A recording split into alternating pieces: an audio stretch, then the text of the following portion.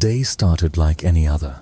The sun dipped low on the horizon, painting the sky in shades of orange and pink as I pulled into the driveway of our small suburban home. It was Friday, evening family dinner night, and the familiar scent of garlic bread wafted through the air as soon as I stepped inside. My mom stood at the stove, stirring a pot of her famous spaghetti sauce while humming an old tune. Dad sat at the table scrolling through his phone, occasionally glancing up to comment on something he'd read online. And then there was Lily, my little sister, sprawled across the couch with her headphones on, completely lost in whatever playlist she'd created for the week. Finally, Mom said, without looking over her shoulder, "You're late. Again. Traffic," I muttered, dropping my bag by the door. That wasn't entirely true. I'd stopped at the gas station to grab snacks, but got distracted, watching some guy try to parallel park for what felt like 20 minutes. Still, it didn't matter. Mom just rolled her eyes and went back to stirring the sauce. We gathered around the table a few minutes later, plates piled high with food. Everything seemed normal at first, but halfway through dinner, the lights flickered. Just once, so quick you might miss it if you weren't paying attention. "What was that?" Lily asked, pulling one earbud out. "Probably nothing," Dad replied, though his tone suggested he wasn't convinced. Mom shrugged it off too, but I noticed how she kept glancing toward the window. Outside, the wind had picked up, rustling the trees in a way that sounded almost unnatural, like whispers. I tried to shake the thought away. This was ridiculous. It was just wind. But then came the alert. A sharp beep cut through the room, startling all of us. My phone buzzed on the counter where I'd left it earlier. Everyone froze, staring at the screen as the notification flashed. "Emergency alert. Don't let the lights go out." "What does that even mean?" Lily whispered, her voice trembling slightly. "It's probably just a drill," Dad said, though his knuckles were white against the edge of the table. "No drills come with messages like that," I murmured. Picking up my phone, I tapped the screen, expecting more details, but the message ended abruptly after those 6 chilling words. No explanation, no instructions, nothing. For a moment, no one spoke. The only sound was the faint hum of the refrigerator and the distant creak of branches swaying outside. Then the power flickered again, this time longer, throwing shadows across the walls before snapping back on. "Okay, this is weird," Mom admitted finally, setting down her fork. And then we heard it, a low, guttural noise from somewhere outside. Not quite animal, not quite human. It sent a shiver crawling up my spine. "Did you hear that?" Lily asked, clutching her knees to her chest. "No, we should check it out," I said, standing up despite the unease twisting in my stomach. "No," Dad snapped, surprising all of us. He rarely raised his voice. "Nobody goes outside until we know what's going on." "But," "No buts," he interrupted, his jaw tight. Before anyone could argue further, another sound joined the mix. This one closer, louder, a rhythmic tapping against the living room window. Tap, tap, tap. Slow, deliberate. Lily screamed. We all turned toward the window, hearts pounding, as the silhouette of something or some appeared beyond the glass. Its shape was distorted, impossible to make out clearly, but its presence filled the room with dread. Then the lights went out. Complete darkness swallowed us all. For a split second, nobody moved, nobody breathed, and then the tapping stopped. In the silence that followed, a single word echoed in my mind: "Don't let the lights go out." The darkness lingered longer than it should have. After the lights went out, we fumbled around for flashlights and candles, our movements clumsy in the pitch black. The tapping on the window had stopped completely. but its absence felt heavier somehow, as if whatever was outside was now watching us instead of announcing itself. "Okay," Dad said finally, breaking the silence as he lit a match to ignite one of Mom's old pillar candles. Its flickering glow cast long shadows across the room, making every corner seem alive with movement. "We need to figure this out." "But what is there to figure out?" Lily asked, her voice trembling. She clutched her knees tightly, rocking back and forth on the couch. "What does 'don't let the lights go out' even mean? And why did they set that alert?" "I don't know," I admitted, pacing near the window, despite Dad's earlier warning not to go near it. My eyes kept darting toward the glass, searching for any sign of whatever had been standing there before, but all I could see now was my own reflection staring back at me, pale and uneasy. Mom sighed, rubbing her temples. "Maybe it's just some glitch, a mistake from whoever sent it," Dad repeated sharply. "You really think someone would accidentally send something like that?" With those exact words. No one answered him, because deep down, none of us believed it was a mistake.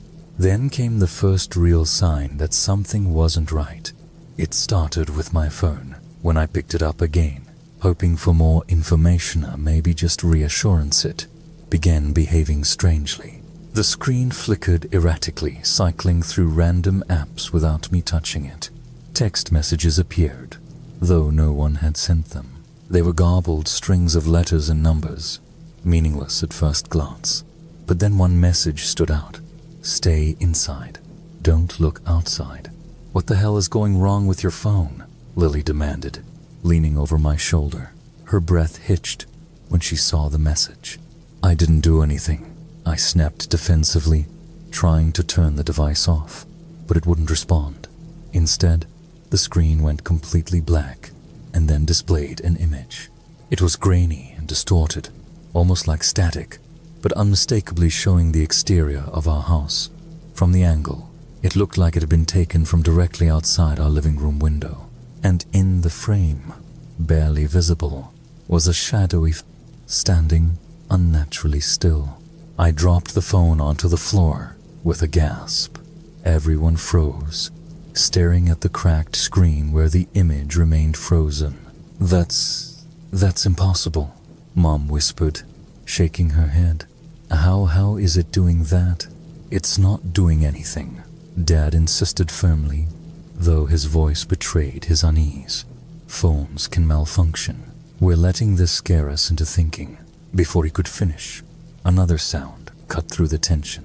This time, it wasn't coming from outside, it was inside the house. A low hum emanated from the kitchen, growing louder by the second. It wasn't mechanical or electrical. It sounded organic, like the thrumming of insects amplified tenfold, except it wasn't coming from bugs. Whatever it was moving closer. "Did anyone leave something running?" Mom asked nervously, glancing toward the doorway. "No," I said quickly. "Nothing." The hum grew louder still, vibrating through the walls and floorboards until it felt like the entire house was humming along with it. Then, suddenly, it stopped. Silence fell once again, but only for a moment. From somewhere upstairs, a door slammed shut. Lily shrieked, burying her face in her hands. "What was that? Who's up there?" "There's no one else here," Dad snapped, though his grip tightened on the flashlight he'd grabbed earlier. "Stay calm. We'll check it out." "No way," I shot back immediately. "You said yourself nobody goes outside or upstairs. What if it's not safe? And what if staying down here isn't safe either?" he countered, his tone sharp. He had a point.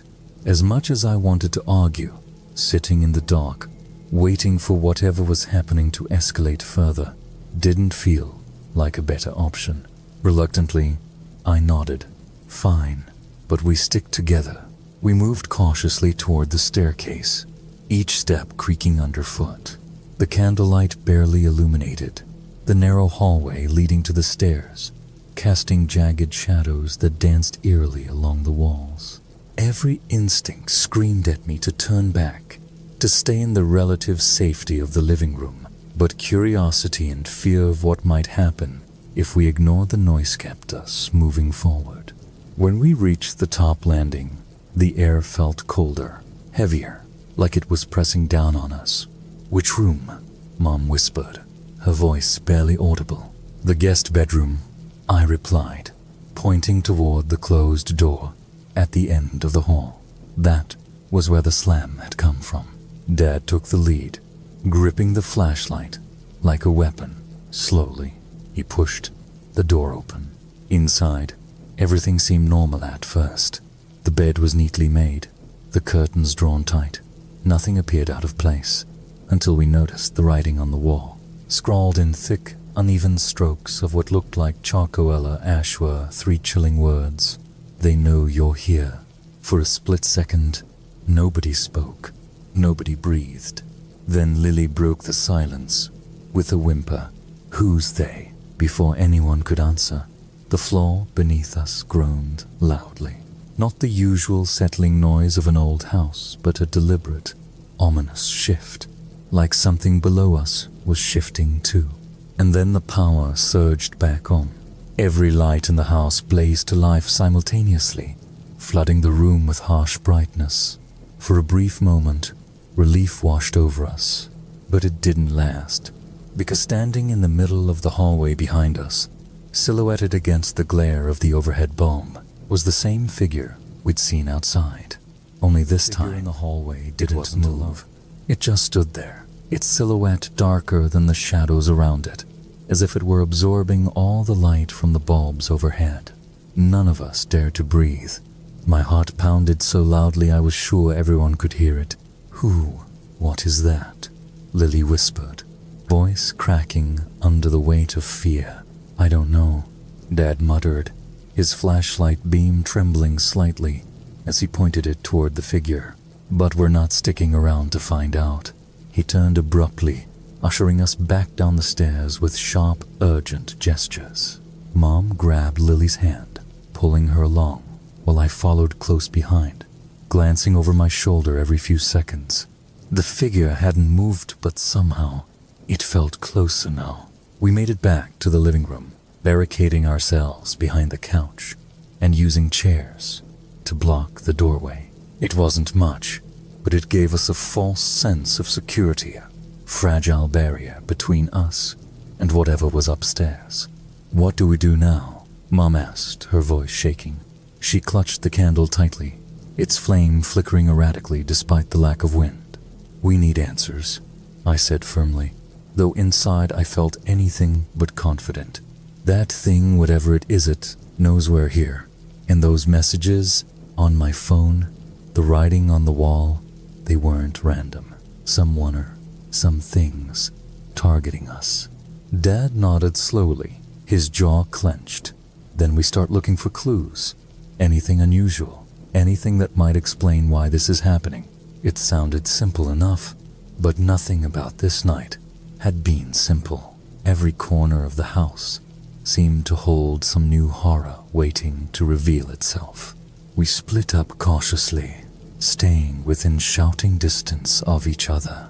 Mom stayed downstairs with Lily, searching through drawers and old boxes for anything that might shed light on the strange events. Dad went to check the basement, muttering something about checking the circuit breaker, even though we all knew electricity wasn't the problem.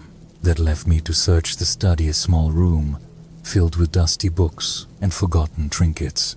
As I rifled through shelves and desk drawers, one item caught my eye, an old journal tucked away at the back of the bottom drawer.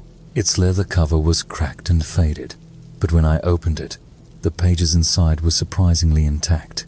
The handwriting was shaky, almost frantic, and the entries were dated decades ago. "They're watching me." Read the first entry. "I can feel them everywhere in the walls, in the air. They whisper things I can't understand, but I know what they want. They want me to turn off the lights." My stomach churned as I flipped through more pages. Each entry grew increasingly unhinged. detailing bizarre occurrences and encounters with shadowy figures. One passage stood out. If you let them take control, they'll never stop. Don't trust the dark, it's alive. Before I could process what I'd read, a loud crash echoed from upstairs. I froze, gripping the journal tightly.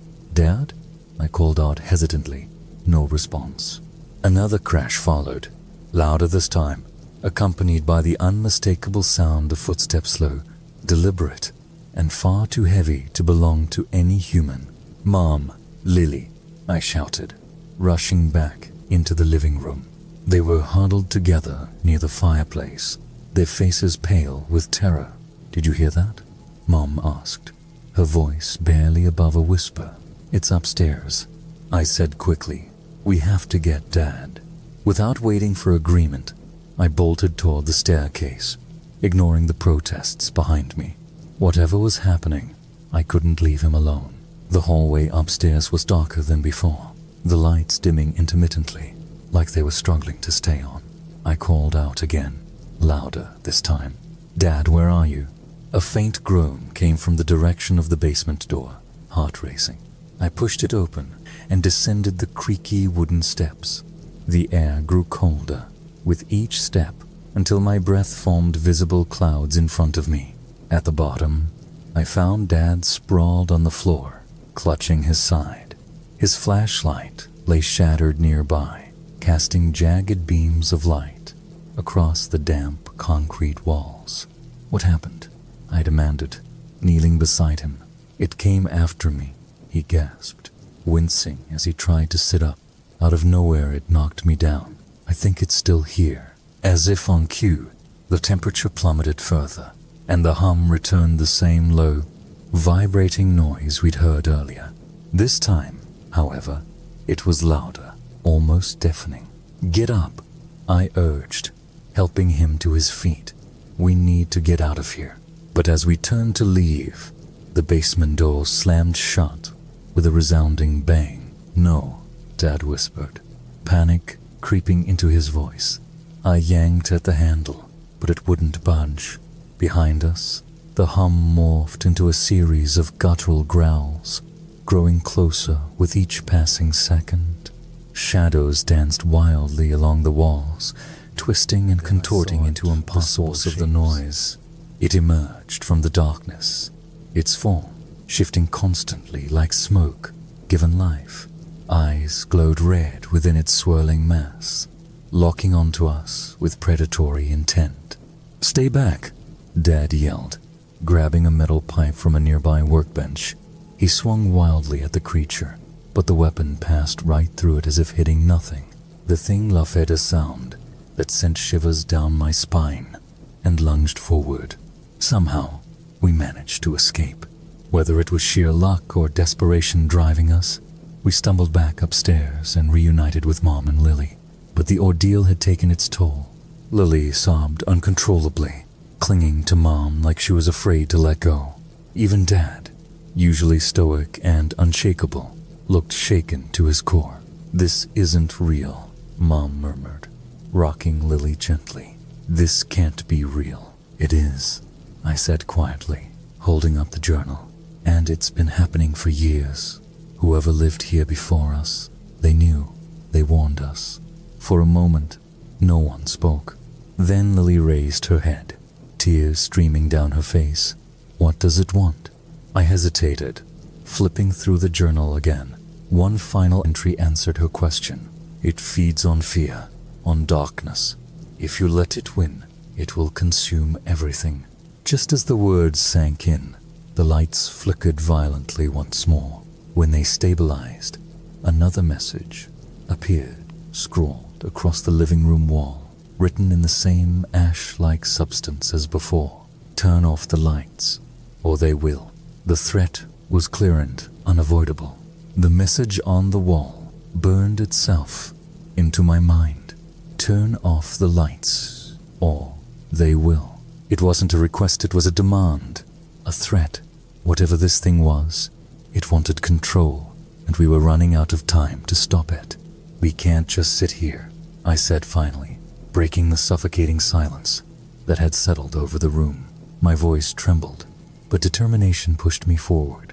If we don't do something, it's going to keep coming after us. Mom looked at me with wide, tear-filled eyes. But what can we do? We're not fighters. We're not heroes. No, Dad interjected sharply, his tone firmer now. But we're survivors.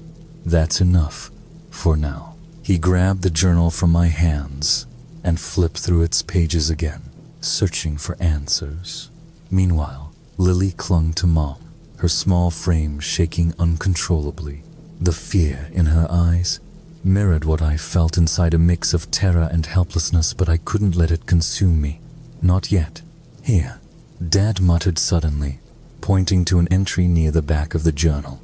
Listen to this. They thrive in darkness, but they hate light not because it hurts them, but because it exposes their weakness. So what does that mean? I asked urgently. It means we need more light, he replied, standing up.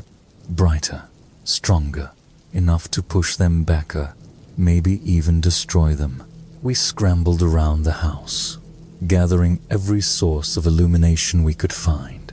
Flashlights, candles, phone screens, even the headlights from our car parked outside. Every second felt like an eternity as we worked, the hum growing louder and more oppressive with each passing moment. Shadows danced along the walls, twisting into grotesque shapes that seemed alive. Finally, we set up in the living room, creating a makeshift fortress of light. Candles flickered on every surface, flashlights were propped up strategically, and phones cast eerie glows across the floor. For a brief moment, the oppressive weight lifted slightly. We could breathe again, but then the lights dimmed. Oh no, Lily whimpered, clutching Mom tighter. They're draining the power, Dad growled, frantically adjusting one of the flashlights. We have to hold them off, as if on cue. The temperature plummeted once more. Frost crept along the windows, spreading like veins across glass. The air grew thick, making it hard to move, hard to think. And then it came. The creature emerged from the shadows, its form shifting constantly, smoke, like tendrils coiling and uncoiling, red eyes glowing like embers. It moved toward us slowly, deliberately, as if savoring our fear. Stay behind me, Dad shouted, holding up a flashlight like a weapon. I stepped forward too, gripping a heavy lamp I'd grabbed earlier. We fight together. The thing laughed again, that same bone-chilling sound, and lunged at us. Time blurred as chaos erupted. Dad swung the flashlight beam directly at the creature, forcing it to recoil momentarily. Its tendrils hissed and writhed, retreating into the darker corners of the room. But it didn't stay away for long. "Keep moving," I yelled, dodging as one of its smoky arms lashed out, narrowly missing me. Lily screamed as another tendril knocked over a candle, extinguishing its flame. Darkness spread faster than we could counteract, giving the creature more ground to advance. "Light, more light," Mom shouted, scrambling to relight the fallen candle, shattering the bulb against its swirling mass. Sparks flew everywhere, illuminating the room in bursts of white-hot brilliance. The creature screeched, recoiling violently, but it recovered quickly, reforming itself with terrifying speed. "We are losing," Lily cried, tears down her face. "No," I snapped, grabbing another flashlight. "Not while we still have light." With renewed urgency, we regrouped, focusing all remaining sources of illumination on the creature. Dad used his phone screen to blind it temporarily, while Mom and Lily worked to stabilize the candles. But it wasn't enough. The creature surged forward again, knocking Dad to the ground. He hit the floor hard, dropping the flashlight. "Dad!" I screamed, rushing to his side. Before I could reach him, the creature loomed over us, its tendrils reaching out like claws. Just as I thought it was over, A sudden realization struck me. The lights aren't the weapon, I gasped, remembering the journal entry. They're the distraction. What are you talking about? Dad demanded, struggling to get up. It doesn't want us to see what it really is, I shouted, grabbing a shard of broken glass from the floor. If we expose it completely, if we shine light directly into its core, it'll weaken. Without waiting for agreement, I lunged at the creature, using the shard to reflect the brightest flashlight beam straight into its center. For a split second, nothing happened. Then, with a deafening roar, the creature began to unravel. Its smoke-like form dissipated, collapsing inward, until only a faint, pulsating glow remained. The room fell silent, except for our ragged breathing. The oppressive weight lifted entirely, replaced by an almost unnatural calm. It's gone, Mom whispered, sinking onto the couch. For now, I corrected grimly, staring at the spot where the creature had vanished. Dad limped over to me, placing a hand on my shoulder. Good thinking, you saved us. But I didn't feel triumphant. Something about the way the creature had disappeared hadn't been destroyed, just delayed. As if reading my thoughts, Lily spoke up softly. What happens when the lights go out again? No one answered, because deep down, we all knew the truth. Whatever we'd faced tonight wasn't finished with us. The living room was eerily quiet now. The oppressive weight of the creature's presence finally lifted, but it didn't feel like victory. It felt like borrowed time. We sat in a loose circle on the floor, surrounded by flickering candles and scattered flashlights. No one spoke for what felt like an eternity. The exhaustion etched into everyone's faces told the story better than words ever could. Mom held Lily close, rocking her gently, as if trying to shield her from the lingering fear that hung in the air. Dad leaned against the couch, his head bowed, still clutching the flashlight, like it might save us again. My hands trembled as I stared at the shard of glass I'd used to reflect the light, its edge smeared with faint traces of ash. What just happened? Lily whispered finally, breaking the silence. Her voice cracked under the strain of everything she'd seen her, maybe everything she couldn't unsee. I don't know, I admitted softly, setting the shard down carefully. But whatever it was, it's not gone. Not really. Dad looked up sharply. What do you mean? I hesitated, choosing my words carefully. It didn't fight back when we exposed it. It retreated, like it knew it wasn't strong enough yet. But it'll come back.